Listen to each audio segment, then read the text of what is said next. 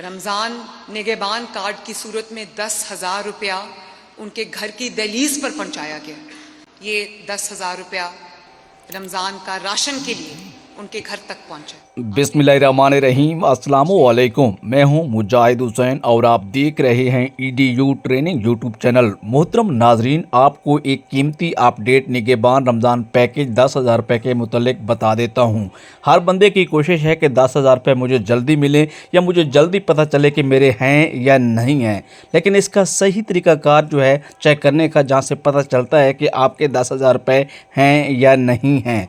बहुत सारे लोग 1,000 पे कॉल भी कर रहे हैं या 0800 02345 पर भी उन्हें सही से नहीं बताया जा रहा। वहाँ पर अक्सर लोगों को नैल बता दिया जाता है जो एल भी हैं। उससे पहले की छोटी सी वीडियो है, इसे लाइक और चैनल को सब्सक्राइब कर रहे हैं। और जो पहली दफ़ा देख रहे हैं वो कमेंट्स वाले खाने में एक वाला हिस्सा ज़रूर लिखें। तो पहले से देखते हैं ओके, 2 दफ़ा ओके या 3 दफ़ा ओके लिखें।